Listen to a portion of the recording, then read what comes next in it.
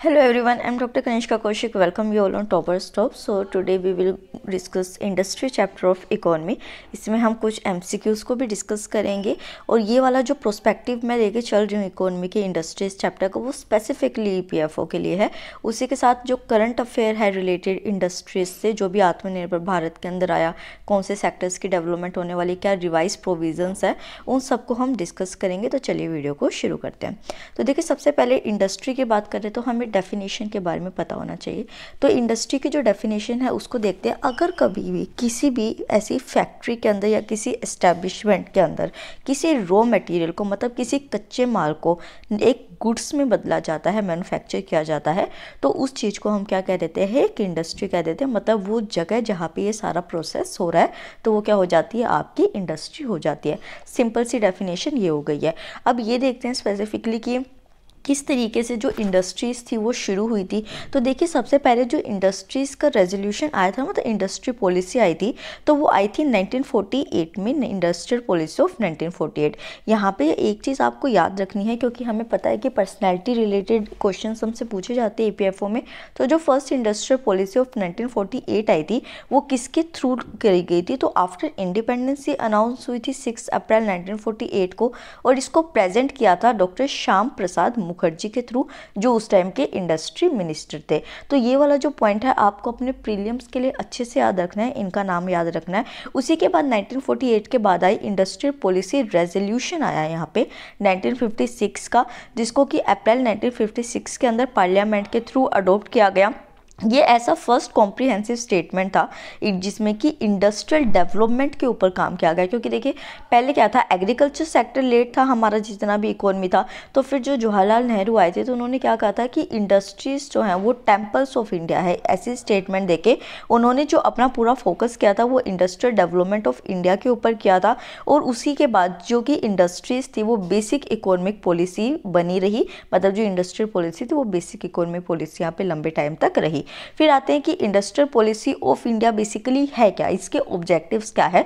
तो ये आपको प्रीलिम प्रोस्पेक्टिव से भी याद रखना है और आपकी इंटरव्यू प्रोस्पेक्टिव से भी याद रखना है।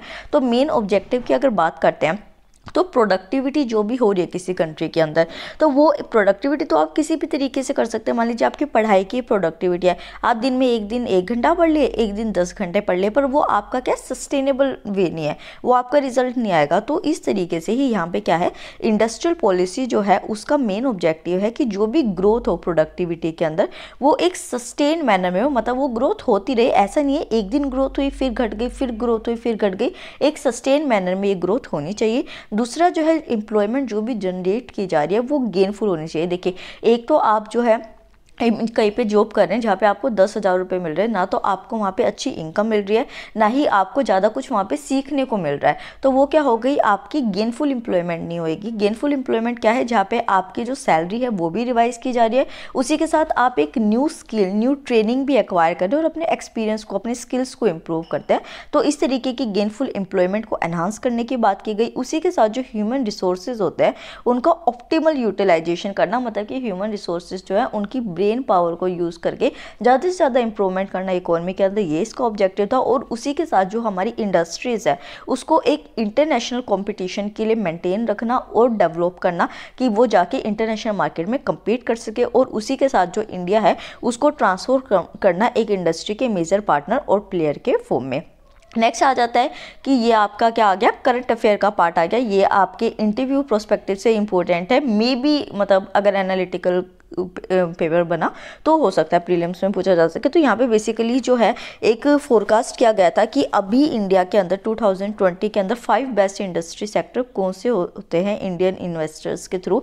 तो ये इकोनॉमिस्ट ने बताया कि सबसे पहले यहाँ पे बैंकिंग सेक्टर आता है, जबकि बैंकिंग सेक्टर को इतनी इंपॉर्टेंस नहीं दी गई है। बट जिस तरीके से कोरोना का टाइम चला ना, उस टाइम बैंकिंग सेक्टर में इन्वेस्टमेंट का प्रोस्पेक्टिव बढ़ गया।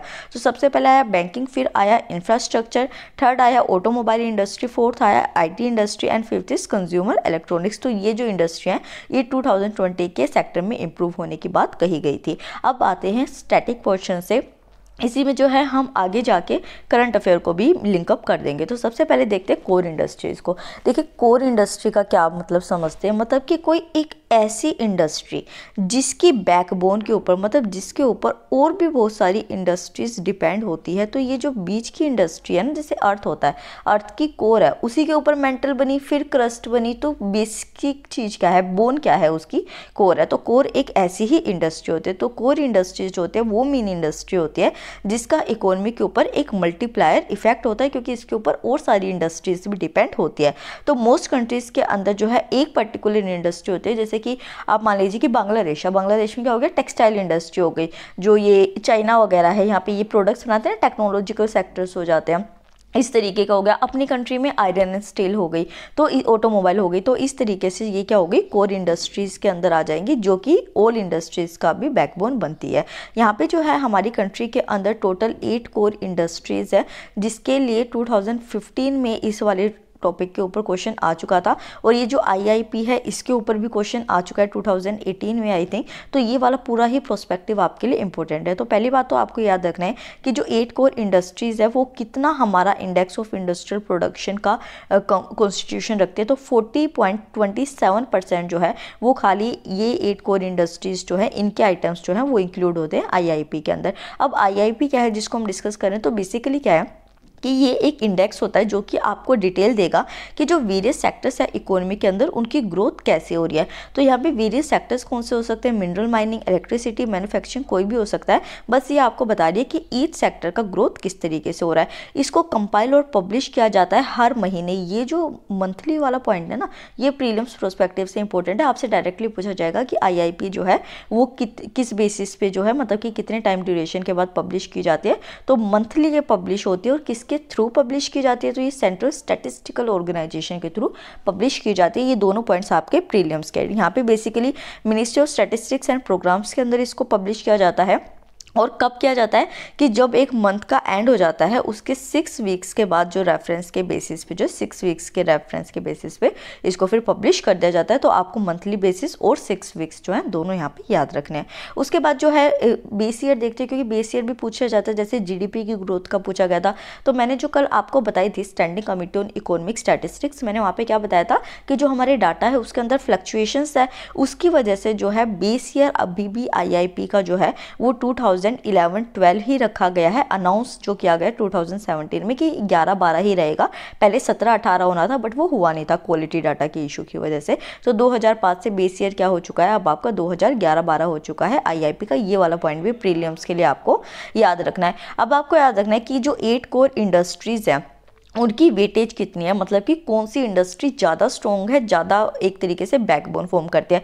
तो सबसे पहले यहाँ पे आता है रिफाइनरी प्रोडक्ट्स की जो इंडस्ट्री है वो सबसे पहले कोर इंडस्ट्रीज आ गई। फिर उसके बाद आता है इलेक्ट्रिसिटी सेक्टर, फिर थर्ड आता है स्टील सेक्टर, फोर्थ आ जाएगा कोर, फिफ्थ आ जाता है crude oil, 6 is natural gas, 7th is cement and 8th is fertiliser. तो आपको एक तो इसका ऑर्डर याद रखना है कि ज़्यादा कौन सा है, कम कौन सा है, इसको अच्छे तरीके से याद रखिएगा। और ऊपर से आपको ये 8 कोर इंडस्ट्रीज़ के नाम अच्छी तरीके से याद रखने हैं। हो सकता है ऑप्शन में आपको नाम दे के इंडस्ट्रीज़ के पूछा जाए कि which one is core industry and which one is not core industry. तो ऐसे पॉइंट्स के लिए आपको रेडी रहना है। उसके बाद जो है एक करंट अफेयर एसोसिएटेड चीज़ थी, मतलब कि इसके ऊपर अभी कोई फाइनलाइजेशन नहीं की गई है बट रिकमेंडेशन दी गई है, तो मे भी पूछा जा सकता है इंटरव्यू में भी और आपके प्रीलिम्स में भी। तो जुलाई 2018 जो था उसमें नीति आयोग के एक मेंबर थे VK सरस्वास के नाम से। उन्होंने ये कहा कि गवर्नमेंट को जो है इन 8 कोर इंडस्ट्रीज के साथ साथ ही एल्यूमिनियम सेक्टर जो है उसको 9th कोर इंडस्ट्री जो है क्लासीफाई कर देना चाहिए। तो आपको यहाँ पे क्या याद रखना है कि कौन सी ऐसी इंडस्ट्री है जिसको कि 9th कोर इंडस्ट्री के ऊपर, मतलब कि 9th कोर इंडस्ट्री बनाने के ऊपर विचार किया जा रहा है, तो वो आपका एल्यूमिनियम सेक्टर हो जाएगा। ये पॉइंट याद रखना है। नेक्स्ट देखते हैं स्टील इंडस्ट्री के बारे में। स्टील इंडस्ट्री जो है वो आपके EPFO के उसमें सिलेबस में भी मेंशन है, तो हम यहाँ पे करंट अफेयर से एसोसिएट करके इस टॉपिक को पढ़ेंगे। सबसे पहले देखते हैं कि क्या क्या इंप्रूवमेंट हुई है। ओके, उसके अगर हम स्टील इंडस्ट्री के अंदर घुसेंगे कहाँ पे लोकेटेड है वो है, तो वो ज्योग्राफी प्रोस्पेक्टिव हो जाएगा जो आपके पेपर में नहीं पूछना। आपको जो सिर्फ यहाँ पे डाटा याद रखना है कि इंडिया जो है वो नेट एक्सपोर्टर ऑफ स्टील बना है 2019-20 में, मतलब कि बहुत अच्छा अमाउंट ऑफ स्टील जो है इन्होंने एक्सपोर्ट किया है दूसरी कंट्रीज़ के अंदर। और अगर मैं एक आपको स्पेसिफिक डाटा बताऊँ तो 2019 और 2020 के पीरियड में जो स्टील इंडस्ट्री की डेवलपमेंट हुई है, स्टील एक्सपोर्ट में इंक्रीज़ हुआ है, वो 153% इंक्रीज इंक्रीज़ हुआ है, उस मतलब कि आप ये देखिए कि 100% से भी ज़्यादा यहाँ पे एक्सपोर्ट इंक्रीज़ हुआ है। उसी के साथ जो डोमेस्टिक क्रूड स्टील प्रोडक्शन है की कैपेसिटी है उसके अंदर भी बहुत ज़्यादा इंप्रूवमेंट हुई है। यहाँ पे आपको जो है ये वाला डाटा नहीं याद रखना, जस्ट मैंने एक इन्फॉर्मेशन के लिए डाला है कि 42.29 MTPA इन 2019-20 जो है वो डोमेस्टिक क्रूड स्टील प्रोडक्शन हुआ है। ये वाला पॉइंट आपको अपने पेपर के लिए याद रखना है। नेक्स्ट देखते हैं कि गवर्नमेंट ने क्या क्या इनिशिएटिव्स लिए हैं स्टील इंडस्ट्री के लिए। तो सबसे पहले यहाँ पे आती है नेशनल स्टील पॉलिसी 2017। तो यहाँ पे बेसिकली क्या है कि एक इस तरीके की कॉम्पिटिटिव स्टील इंडस्ट्री को डेवलप करना जो कि टेक्नोलॉजिकली एडवांस हो और ग्लोबल लेवल पे कम्पीट करे, जिससे कि इकोनॉमिक ग्रोथ हो। ये नेशनल स्टील पॉलिसी 2017 जो है उसका विजन है, ये आपको याद रखनी है। नेक्स्ट आता है स्टील स्क्रैप रिसाइकलिंग पॉलिसी। तो देखिए आप ये सिंपल सी चीज़ देखिए कि अगर आप इसके लिए सिविल सर्विसेज या उसके लिए प्रिपेयर कर रहे हो तो जो इन्वायरमेंट डिग्रेडेशन वाले टॉपिक्स होते हैं तो उसमें दिखाते हैं ना कि किस तरीके से ये जो हमारे बेकार प्रोडक्ट्स हो जाते हैं जिनको हम फेंक देते हैं तो वो किस तरीके से पोल्यूशन कर रहे हैं इन्वायरमेंट में जाके। तो उसी चीज़ को रोकने के लिए यहाँ पे स्टील स्क्रैप रिसाइकलिंग पॉलिसी को लाया गया। यहाँ पे बेसिक चीज़ क्या है कि जो व्हीकल से स्टील का स्क्रैप निकलता है, मतलब कि जो हम व्हीकल्स यूज़ नहीं कर रहे हैं या उनके कुछ पार्ट्स होते हैं उससे जो स्टील निकलता है, या फिर कोई एक ऐसा प्रोडक्ट कोई ऐसा गुड जो कि अपनी लाइफ एंड पे पहुँच चुका है, अब उसको यूज़ नहीं किया जा सकता, तो उस स्टील को यूज़ करके रिसाइकिल करके नया स्टील बनाना और बहुत ही गुड। यहाँ पे इसका सॉरी गाइस ये मेरे से क्लिक हो गया था। तो ये जो है इसका एक ऑब्जेक्टिव है स्टील स्क्रैप रिसाइकलिंग पॉलिसी का।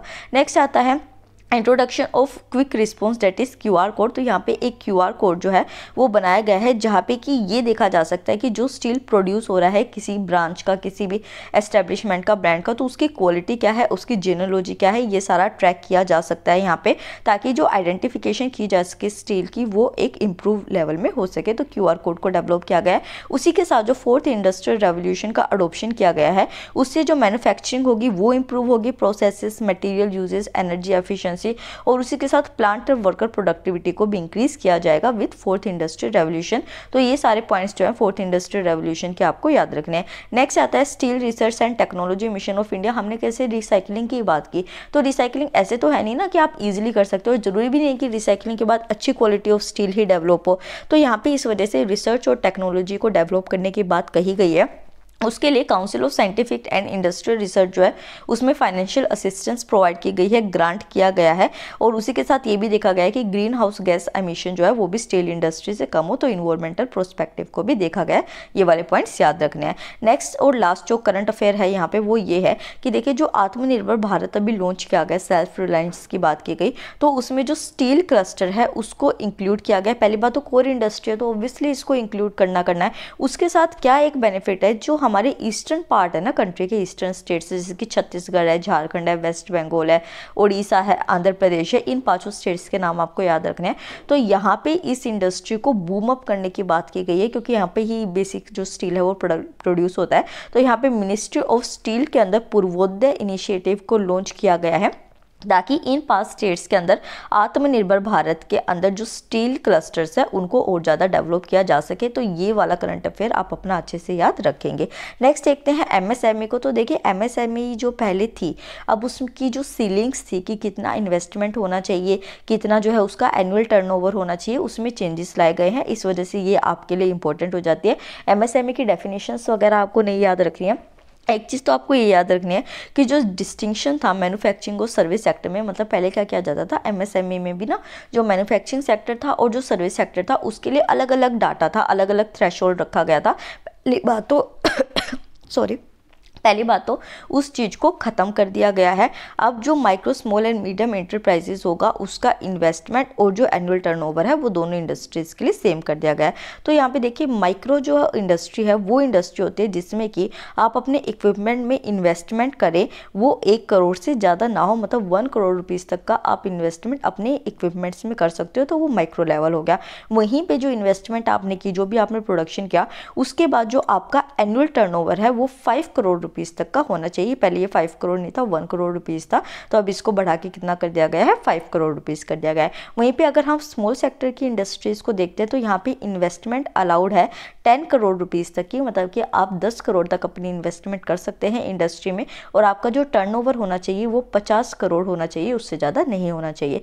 और मीडियम लेवल जब आ जाता है तो इसमें आप इन्वेस्टमेंट जो है वो 50 करोड़ रुपए की कर सकते हैं, और उसी के साथ जो एनुअल टर्नओवर यहाँ पे निकल के आएगा वो ₹250 करोड़ का आएगा। तो ये वाला जो रिवाइज आया है इसको अच्छे से रट लेना, बिल्कुल टर्नओवर को भी और इन्वेस्टमेंट को भी, ये बहुत ज़्यादा इंपॉर्टेंट है आपके लिए। नेक्स्ट आते हैं कि किस तरीके से जो हमारे वो होती है सेंट्रल पब्लिक सेक्टर इंटरप्राइजेस होते हैं, तो उसमें हम स्टेटस देते हैं उनको कि कौन सी इंडस्ट्री महारत्न है, कौन सी नवरत्न है और कौन सी मिनी रत्न है। तो इसका पहले तो एलिजिबिलिटी क्राइटेरिया देखना है, फिर करंट अफेयर को देखते हैं कि कौन कौन सी इंडस्ट्रीज इसके अंदर है। तो यहाँ पे अगर सबसे पहले बात करते हैं महारत्ना स्टेटस किस इंटरप्राइज को दिया जाता है, तो जो ऐसा एक इंटरप्राइज है जिसको कि पहले से ही नवरत्न स्टेटस दे रखा है, पहली एलिजिबिलिटी ये है, वही महारत्ना बन सकता है। मतलब कि जो मिनी रत्ना है वो डायरेक्टली महारत्ना नहीं बन सकता, पहले उसको नवरत्न में आना पड़ेगा। तो नवरत्न जो है उसमें आने के बाद जो इंडियन स्टॉक एक्सचेंज है उसके ऊपर इसकी लिस्टिंग होनी चाहिए, और जो भी minimum prescribe public share holding SEBI के थ्रू बताई जाती है वो सारी रेगुलेशंस जो हैं वो मेंटेन रखनी होंगी उनको।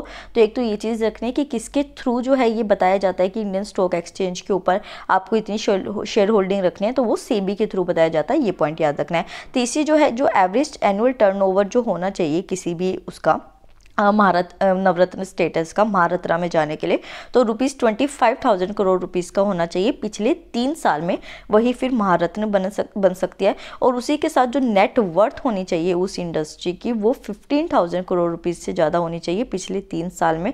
और उसी के साथ जो नेट प्रॉफिट होगा टैक्स को डिडक्ट करके जो है वो ₹5,000 करोड़ रुपीज़ का होना चाहिए पिछले 3 साल में। तो ये जो 15,000 करोड़ है, 5,000 करोड़ है और ये जो 25,000 करोड़ है, इसमें कंफ्यूज मत होना अमाउंट में, चीज़ें याद रखना कि किसकी किस में मांग रखी है, ठीक है।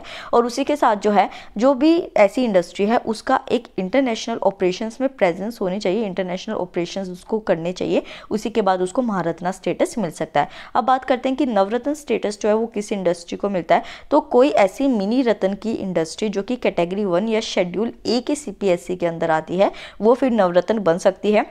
उसने अपने पिछले 5 साल के 3 से 5 साल के टाइम पीरियड में उसकी जो रेटिंग हो वो हमेशा एक्सीलेंट रही हो या वेरी गुड रही हो, किसके अंडर रही हो, मेमोरेंडम ऑफ अंडरस्टैंडिंग सिस्टम के अंदर रही हो, तब जो है मिनी रत्ना को नवरत्न स्टेटस में बदला जा सकता है। और उसी के अंदर जो है उसका जो कंपोजिट स्कोर है वो 60 या उससे ज़्यादा होना चाहिए, जो कि 6 पैरामीटर्स होते हैं उनके अंदर, ठीक है। तो ये नवरत्न स्टेटस का भी आपको याद रखना है।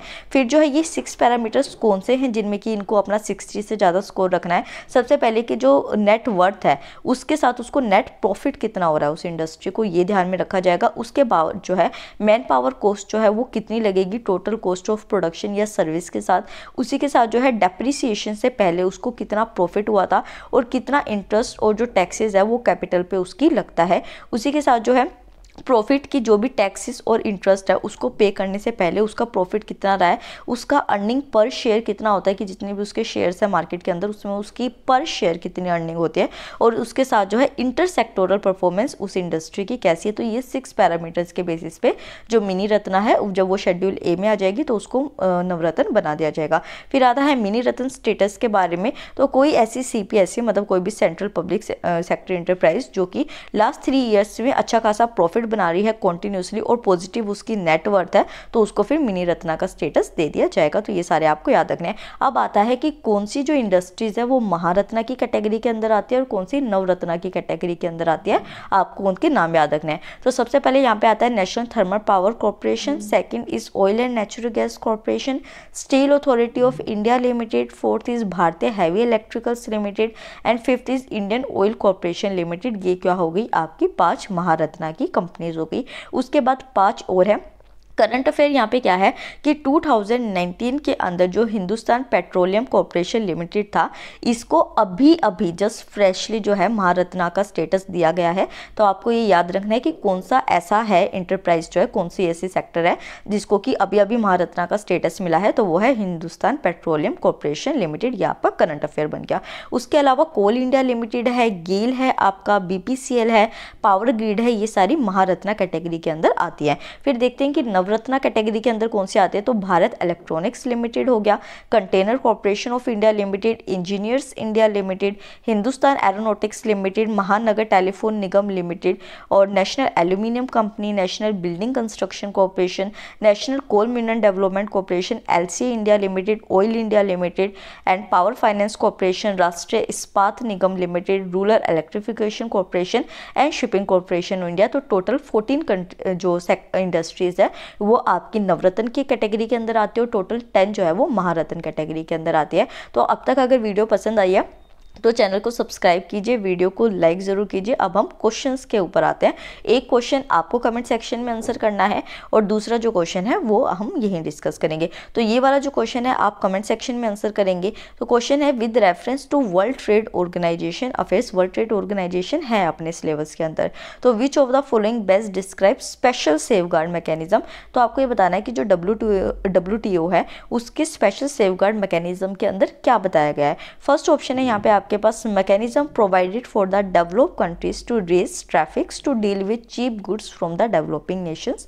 सेकेंड ऑप्शन आपके पास आ जाता है mechanism to restrict the imports of disease infected agricultural products from other countries।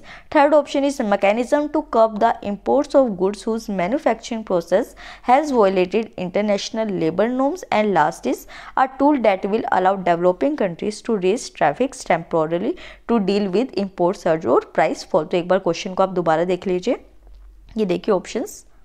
Okay done, तो इसे कमेंट सेक्शन में आंसर कीजिएगा। अब हम देखते हैं नेक्स्ट क्वेश्चन जो हम अभी करेंगे। तो क्वेश्चन है the agreement on trade related investment measure TRIMS is related to. तो आपको बताना है कि ट्रिम्स जो है वो किससे रिलेटेड है। फर्स्ट ऑप्शन है आपके सामने करेंसी अकाउंट कन्वर्टेबिलिटी, B है domestic regulation a country apply to foreign investors, C most favoured nation principle and D is duty free international market access to developing countries. तो video को pause कीजिए और इसे attempt कीजिए। Okay done, तो यहाँ पे बी ऑप्शन जो है वो सही है। ट्रिम्स के अंदर that is trade related investment major जो होता है उसमें बेसिकली डोमेस्टिक रेगुलेशंस जो होते हैं वो एक कंट्री अप्लाई करती है फॉरेन इन्वेस्टर्स के ऊपर। तो फॉरेन देखिए इन्वेस्टर्स आ गया ना, यहाँ पे इन्वेस्टमेंट मेजर है तो ऑब्वियसली सिंपल सा ही समझ आ गया। इसको मैं एक बार आपको समझा देती हूँ। तो ट्रिम्स बेसिकली क्या होता है, एग्रीमेंट होता है ट्रेड रिलेटेड इन्वेस्टमेंट मेजर के ऊपर। पहली बात तो आपको ये फुल फॉर्म याद रखनी है। ये जो होते हैं रूल्स होते हैं किसी भी डोमेस्टिक रेगुलेशंस जो होते हैं कंट्री के वो अपने फॉरेन इन्वेस्टर्स के ऊपर अप्लाई करती है as an part of industrial policy. इस एग्रीमेंट को शुरू कब किया गया था, 1994 के अंदर किया गया था। और किसके अंडर किया गया था, तो जो गेट होता है that is general agreement on tariffs and trade, उसके अंदर इसको किया गया था और 1995 में ये एनफोर्स हो गया था। यहाँ पे बेसिकली जो एग्रीमेंट था सभी वर्ल्ड ट्रेड ऑर्गेनाइजेशन के मेंबर्स जो थे उन्होंने इसके ऊपर एग्री किया था और उसके बाद ट्रेड रिलेटेड इन्वेस्टमेंट मेजर जो है वो एक लीगल प्रिंसिपल बन गया, जो भी 4 लीगल प्रिंसिपल है WTO ट्रेड ट्रीटी के उसके साथ में। तो यहाँ पे एक क्वेश्चन जो मैंने आपसे पूछा है आप उसको कमेंट सेक्शन में आंसर जरूर कीजिएगा। उसी के साथ जो डिस्क्रिप्शन बॉक्स है उसमें मैं अपने टेलीग्राम चैनल का लिंक वहाँ पर दे दूँगी आपको। तो वहाँ पर भी स्टडी कंटेंट हमारा पोस्ट होता रहता है, तो आप वहाँ पर जाके उसको ज्वाइन कर सकते हैं। तो आई होप आपको ये वीडियो पसंद आई होगी, तो चैनल को सब्सक्राइब कीजिए, वीडियो को लाइक कीजिए। Thank you so much.